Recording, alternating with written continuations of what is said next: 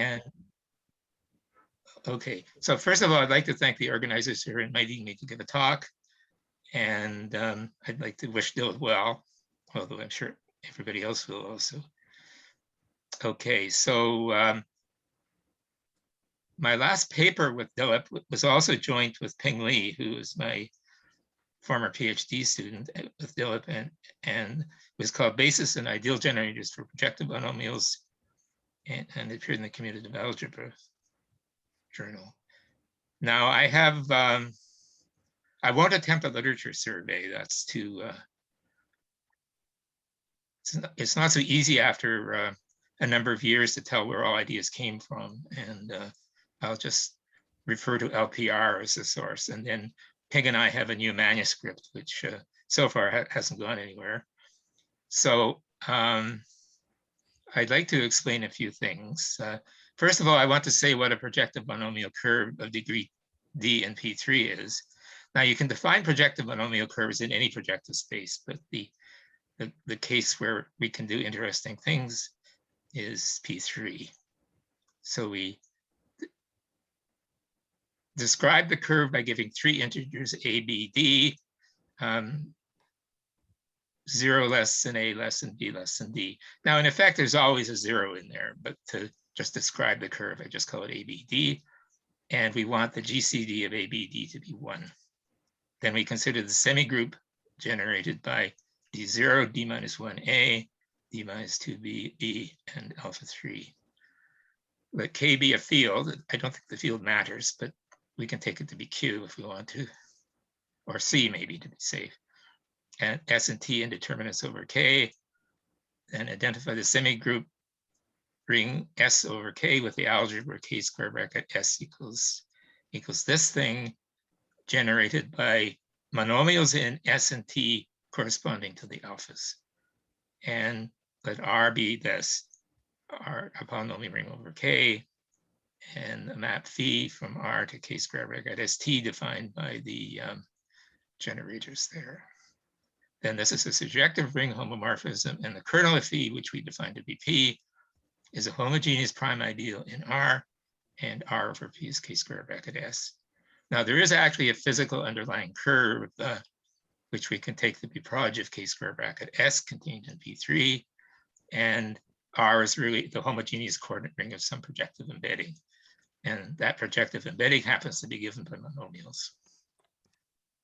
And now I'll just mention a few properties of the ideal P. P has a minimal set of pure binomial generators. Now, further consideration started out in the paper LPR. We divided the binomial generators into two types. And to get the definition so that things work out exactly, it's a little bit fiddly. But we define a type 1 generator if F does not have X0 in one term and X3 in the other, and a type 2 generator otherwise. So you automatically get two types just by the definition. So we can say what they are. A type 1 generators of the form X1 to the A1, X2 to the A2, contains one term of this form. It has to have a term without X0 and X3 in it, and it has to be a positive degree, but it could be that one of A1 or A2 is 0. And the type 2 generators must be of this form with A0, A1, A2, A3 all greater than 0. Now there are two homogeneities here. We have to have A0 plus A2 equal to A1 plus A3, and then you have to have be homogeneous in the powers of S and T. And I've suppressed writing that down, but if you consider the homogeneity requirements, they all have to be positive.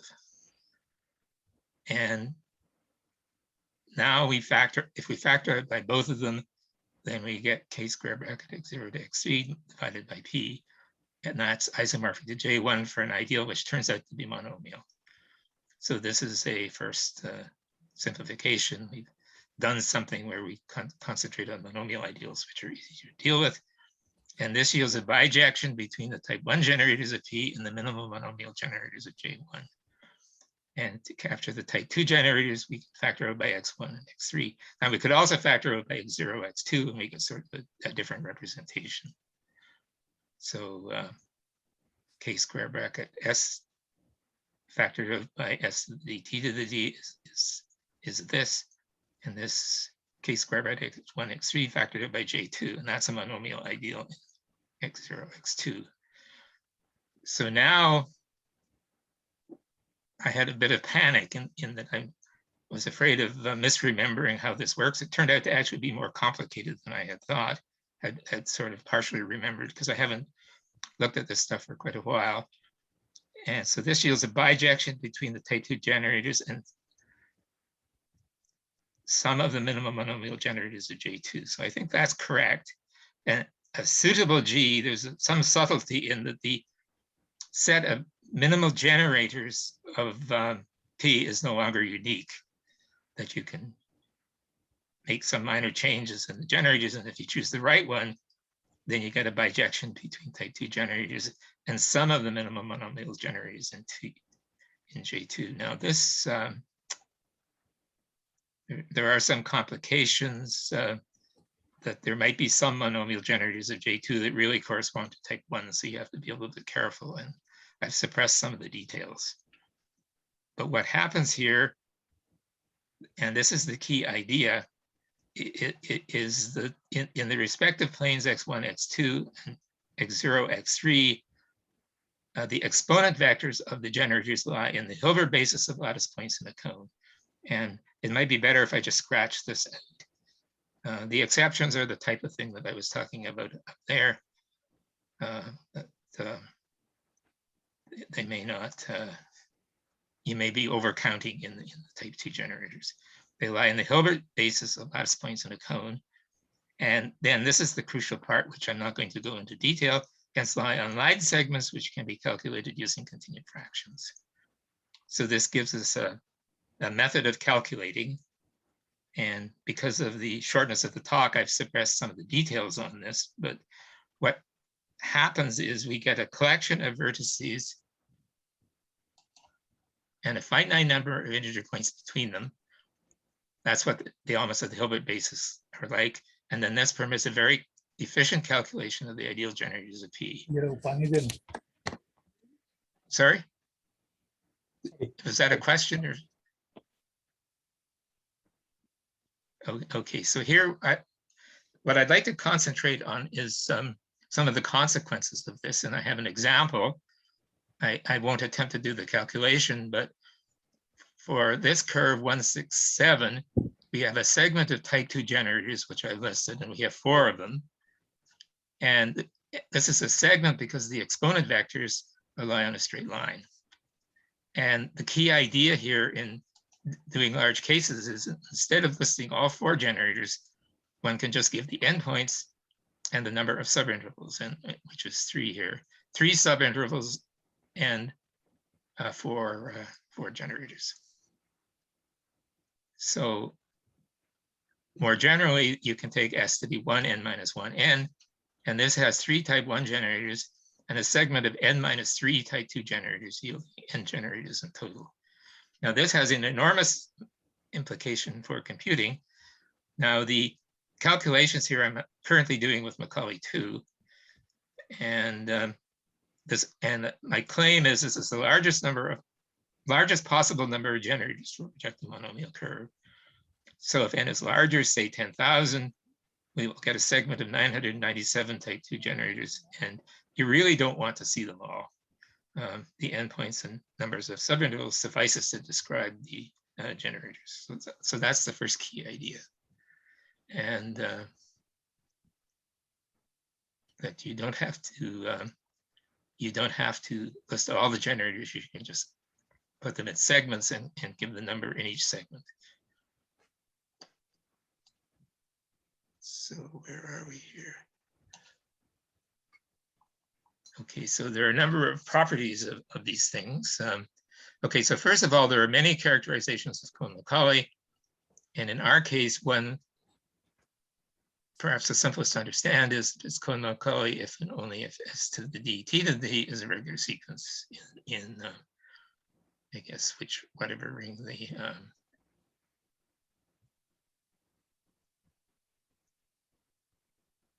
I guess a regular sequence in R. So then there are some properties here. A complete intersection is Cohen-Macaulay, that's well known. A non-obvious example, you just have to work out the examples, and some are Cohen-Macaulay and some are not, and there's no obvious way to recognize if it's Cohen-Macaulay or not. And here are some other consequences that we were able to prove: that a projective monomial curve in P3 is Cohen-Macaulay if and only if it has no type 2 generators.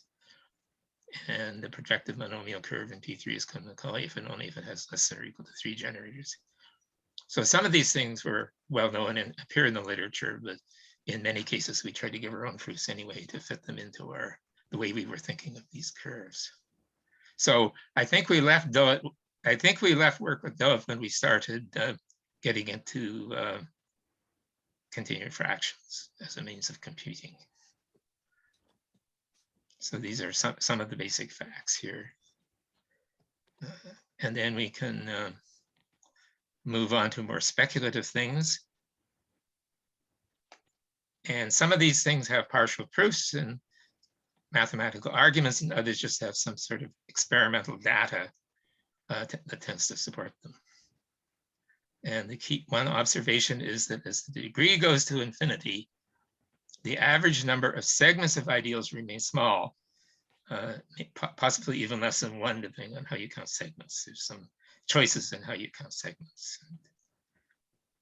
And item 1 notwithstanding, the number of type 1 or type 2 generators can be made arbitrarily large if you choose the right or wrong curve. And a key question that sort of motivated our thinking about this is what happens to the fraction that are Cohen-Macaulay. And as the degree becomes large, just experimentally, the fraction of curves that are Cohen-Macaulay seems to approach 0.31, somewhere around that. And we did extensive computation. Let me see. Now we move on to the next page. In a table of ideal generators. Now we did lots of computation, and for higher numbers of generators, we grouped them, and I didn't put in tables like that, but you can compute quite large, for quite large degrees, as long as you can do continued fractions, you can compute. And in degree 10 to the 7, where we could compute them all, although it took quite a while, the fraction that were Cohen-Macaulay was 0.0012. And then this is the thing I claimed went to 0.31. And then another fraction had 4 generators, another fraction had 5 generators, and so on. So I think that was all the curves of degree 10 to the 7. And then there were too many curves in higher degree, and these were samples, and they tended to be about well, I've said 60,000 computations. I put them into what I call the standard sample. That's sort of an average of this, and this. So it looks like we started to try to do samples of size 20,000 in each of these degrees. And the numbers look remarkably similar. So of course, this doesn't prove anything, but it does suggest that there is such a limit, and the suggestion is that there's a limit as the degree goes to infinity, and you get numbers something like this. Now, you can continue indefinitely, and the bigger the degree, the further you have to list up here, and you can't list them all. You just group them and had other tables. Now, another suggestion is that the median number of generators is 5 if the degree is sufficiently large. So if you pick a curve, projective monomial curve in P3, sort of at random, you get quite a few where the number of generators is small, even if the degree is very, very high. And the median appears to be 5. And this is suggested by the sum of these two numbers being less than 5 and the sum of these 3 numbers being greater than 5. So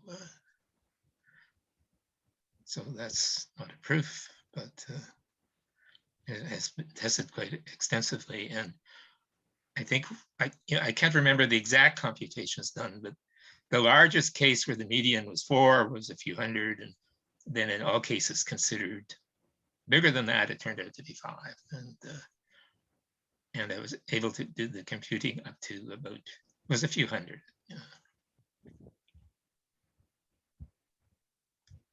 And the preceding items 1, 2, 5, 6, notwithstanding, the average number of ideal generators goes to infinity as the degree becomes large.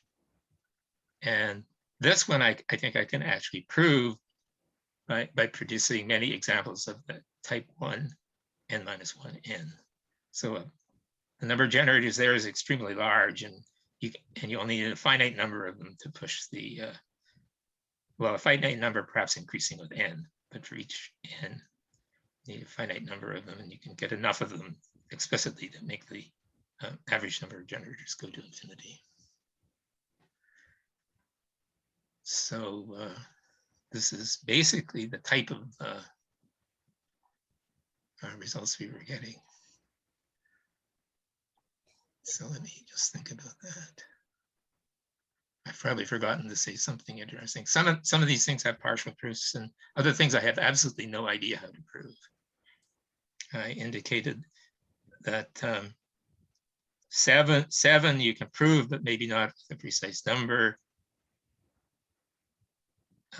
This, I have absolutely no idea how to prove that, even though it's a very striking property of the behavior.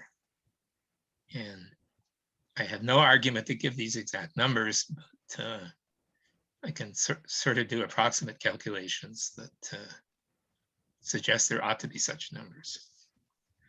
So anyway, who cares? Well, I think computational complexity is sort of an honorable question. And the fact that this computation is equivalent to, is essentially equivalent to continued fractions, I think is interesting in itself.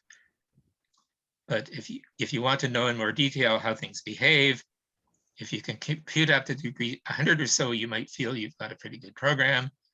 And I might mention that Macaulay 2 has a built-in program called monomial curve ideal. And that sort of checked other computations up to where you could get the two to work. However, the monomial curve ideal program was starting to fail at about 10 to the 5. And also it can't break the generators up into 2 types. So you get your, and you're going to get your long list of thousands of terms if you pick the wrong example. And of course the computer will crash if you do too many. You have to be very careful. Now sometimes for comparing with monomial curve ideal and my programs, you can, you may want to show all the intermediate points, and there are variants of all computer programs that list all the intermediate ones too. But you have to be very careful that you can, with the modern computer, there's lots of memory and no limit, I think, on what Macaulay 2 can handle, except that it may run out of memory, and the computation might take too long. But one can actually list all the ideal generators of curves of quite high degree. I don't remember quite high, but it can give lists of 100,000 or more in the versions I've been running. And so here a new issue arises. You just don't want to display that on the screen. That the length of time to display it on the screen can be many times longer than the actual CPU time. So there's some tricky issues. You have to be very careful. But if you don't get up to a reasonably high degree, you can be misled. Like you might think that there are more complete intersections than there really are. And also in low degrees, there tends to be only one segment with a large number of ideal generators. And we actually never found much happening new beyond 10 to the 7, but one never knows for sure. And how high were computations actually done? At least on an individual example, it worked at about 10 to the 10,000. And I guess the title "Who cares" really depends. Who cares about a curve degree 10 to the 10 to the 10,000, but I think there's more of a case for caring if you go high enough degree to see all the phenomena. Now, also, knowing the complexity of a computation is always of interest. Now, this is sort of getting into very technical stuff that neither Ping or I was very familiar with, but the suggestion is the appearances of the complexity of the computation. You expect the complexity of the computation to be as large as the answer, but if you describe the generators using segments, the complexity of the ideal generation problem for curves, monomial curves at degree D and P3 seems to be a small power of log D. So if it's 10 to the 10,000, the measure of the complexity would be 10,000, or you might have to cube it because you get into issues about what do you count? Do you count the number of steps? Do you count take into account that the integers are getting longer, getting larger? And also there might be space limitations depending on the computer. And we felt on very shaky ground here, but anyway, that's where things stand now. So are there any questions?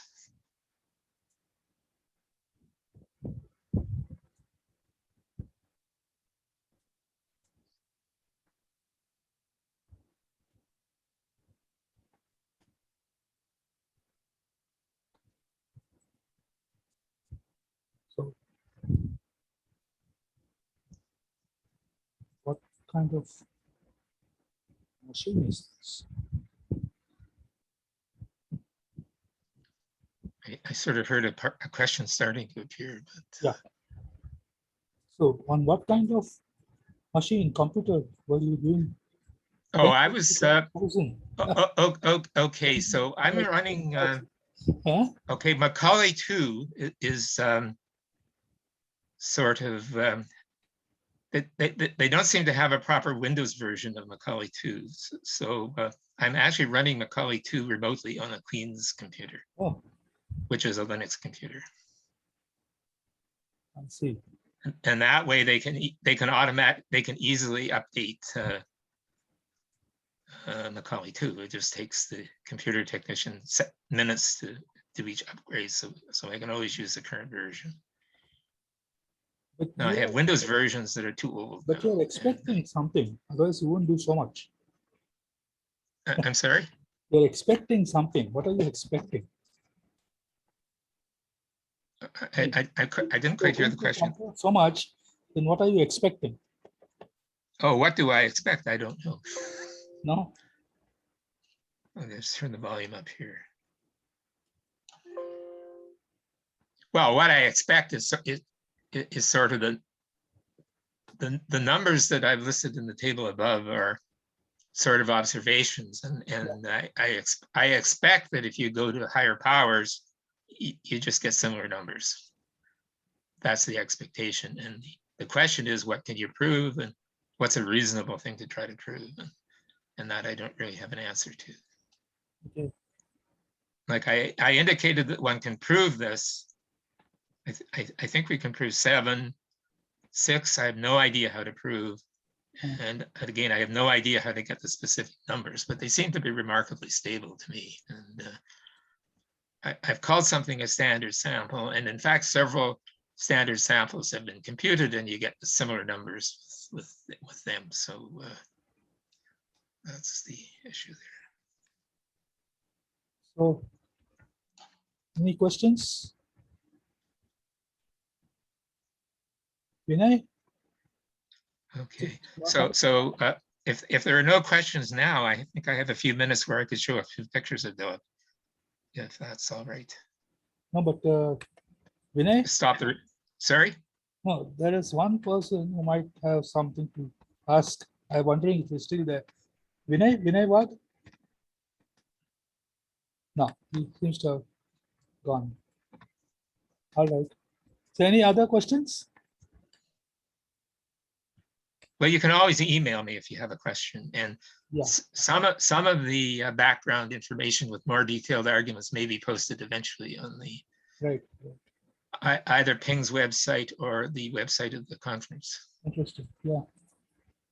And certainly these will be posted. I'll certainly send these to the organizers.